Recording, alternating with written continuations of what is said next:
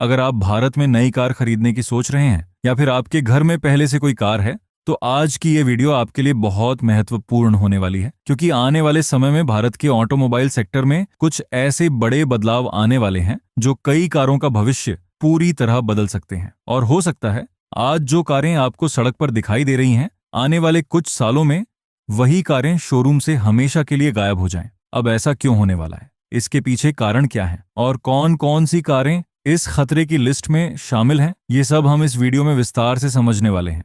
लेकिन उससे पहले थोड़ा सा बैकग्राउंड समझ लेते हैं।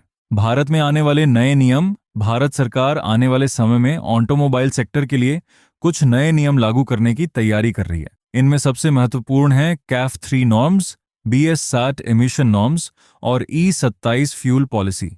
अब इन तीनों नियमों का मतलब ये है कि कार कंपनियों को अपने इंजन और फ्यूल टेक्नोलॉजी को और ज्यादा पर्यावरण अनुकूल बनाना होगा। सरल शब्दों में कहें तो कारें कम प्रदूषण करें, कम ईंधन खर्च करें और ज्यादा साफ टेक्नोलॉजी का इस्तेमाल करें। लेकिन इन नियमों को लागू करने के लिए कार कंपनियों को अपने इंजन में बड़े बदलाव करने पड़ेंगे और इन बदलावों पर करोड़ों रुपये का खर्च आता है। अब अगर किसी कार की बिक्री पहले से ही कम है तो कंपनी उसके इंजन को अपडेट करने के लिए इतना पैसा खर्च नहीं करना चाहेगी, और यही वजह है कि कुछ कारों को भविष्य में बंद किया जा सकता है। तो चलिए अब एक एक करके उन कारों के बारे में जानते हैं जो आने वाले समय में भारत से गायब हो सकती हैं। Number 1, Maruti Suzuki Ignis. सबसे पहली कार है मारुति सुजुकी इग्निस। जब ये कार 2017 में लॉन्च हुई थी, तब कंपनी को उम्मीद थी कि ये युवाओं के बीच काफी लोकप्रिय होगी। इसका डिजाइन थोड़ा अलग था, थोड़ा स्पोर्टी था और इसे एक माइक्रो क्रॉसओवर के रूप में पेश किया गया था। लेकिन भारतीय बाजार में इसका डिजाइन लोगों को उतना पसंद नहीं आया। आज स्थिति ये है कि इग्निस की बिक्री महीने में लगभग 300 से 500 यूनिट के आसपास ही रह गई है। अब जब नई कैफे 3 नॉर्म्स लागू होंगी तो कंपनी को इस कार के इंजन में नए बदलाव करने होंगे, और इतनी कम बिक्री वाली कार पर इतना बड़ा निवेश करना मारुति सुजुकी के लिए फायदेमंद नहीं होगा। इसलिए आने वाले समय में इग्निस का भविष्य थोड़ा अनिश्चित नजर आता है। Number 2, Maruti Suzuki Maruti Suzuki Ciaz.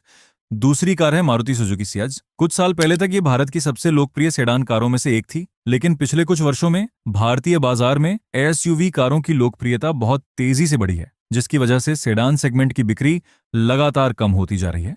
आज सियाज की बिक्री महीने में लगभग 300 से 400 यूनिट तक ही सीमित रह गई है।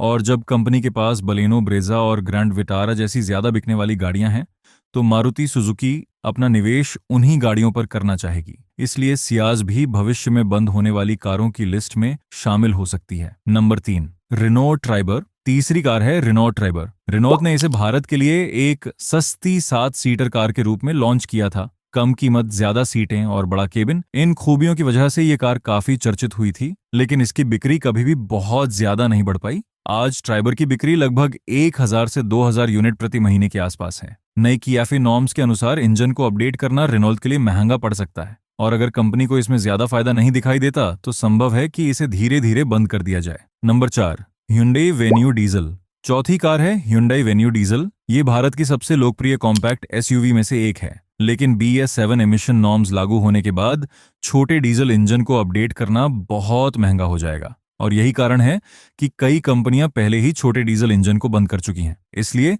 भविष्य में वेन्यू का डीजल वेरिएंट धीरे धीरे बाजार से गायब हो सकता है। Number 5, Skoda Slavia. पांचवी कार है स्कोडा स्लाविया। ये कार ड्राइविंग के शौकीनों के बीच काफी लोकप्रिय है। इसका इंजन पावरफुल है, ड्राइविंग एक्सपीरियंस शानदार है और बिल्ड क्वालिटी भी काफी मजबूत है। लेकिन भारत में SUV की बढ़ती मांग की वजह से सेडान कारों की बिक्री लगातार कम होती जा रही है। स्लाविया की बिक्री भी महीने में लगभग 1000 से 2000 यूनिट तक ही रहती है, और यही वजह है कि इसका भविष्य थोड़ा अनिश्चित माना जा रहा है। Number 6, Hyundai Tucson। छठी कार है Hyundai Tucson। ये एक प्रीमियम SUV है जिसकी कीमत लगभग 30 लाख रुपए के आसपास है, लेकिन इसकी बिक्री महीने में सिर्फ 300 से 500 यूनिट के आसपास ही रहती है। जब ग्राहक को इसी बजट में टोयोटा फॉर्च्यूनर, MG ग्लॉस्टर या टाटा हैरियर जैसे विकल्प मिल जाते हैं, तो ट्यूसॉन को चुनने वाले ग्राहक बहुत कम रह जाते हैं। Number 7, Tata Tigor CNG। 7वीं कार है Tata Tigor CNG। Tata Motors की SUV लाइनअप आज काफी मजबूत हो चुकी है, लेकिन टिगोर की बिक्री लगभग 500 से 1000 यूनिट के आसपास ही रहती है। नई फ्यूल पॉलिसी और कैफे नॉर्म्स के कारण इस कार के इंजन में बदलाव करना पड़ेगा, और अगर कंपनी को इसमें ज्यादा फायदा नहीं दिखाई देता तो इसे भी बंद किया जा सकता है। Number 8, Honda Amaze. 8वीं कार है होंडा अमेज। होंडा भारत में पहले ही अपनी डीजल इंजन वाली कारों को बंद कर चुकी है। अब अमेज सिर्फ पेट्रोल इंजन में ही आती है। एसयूवी के बढ़ते ट्रेंड की वजह से सेडान कारों की बिक्री कम हो रही है और यही वजह है कि अमेज का भविष्य भी थोड़ा अनिश्चित नजर आता है। नंबर 9, निसान मैग्नाइट 9वीं कार है। निसान मैग्नाइट जब यह कार लॉन्च हुई थी तो इसकी कीमत और फीचर्स देखकर लोग काफी प्रभावित हुए थे, लेकिन निसान का भारत में डीलर नेटवर्क काफी छोटा है और यही इसकी सबसे बड़ी कमजोरी है। अगर कंपनी भारत में अपने निवेश को कम करती है तो मैग्नाइट भी भविष्य में बंद हो सकती है। Number 10, jeep compass. और अब आते हैं इस लिस्ट की आखिरी कार पर, जीप कंपस। ये एक प्रीमियम एसयूवी है जो अपने शानदार डिजाइन और मजबूत बिल्ड क्वालिटी के लिए जानी जाती है, लेकिन इसकी बिक्री पिछले कुछ वर्षों में काफी तेजी से गिर गई है। जो बिक्री पहले 3000 से 4000 यूनिट प्रति महीने थी, आज वे घटकर 500 से 1000 यूनिट तक रह गई है। नई एमिशन नॉर्म्स और बढ़ती लागत के कारण इस कार का भविष्य भी अनिश्चित माना जा रहा है। आउटरो तो दोस्तों, ये थीं भारत की 10 ऐसी कारें जो आने वाले कुछ वर्षों में बाजार से गायब हो सकती हैं। हालांकि ये पूरी तरह निश्चित नहीं है कि ये सभी कारें बंद ही हो जाएंगी, लेकिन कम बिक्री, नए नियम और बढ़ती लागत इनके भविष्य को जरूर प्रभावित कर सकते हैं। अगर आप नई कार खरीदने की योजना बना रहे हैं तो इन बातों को ध्यान में रखना आपके लिए बहुत जरूरी हो सकता है।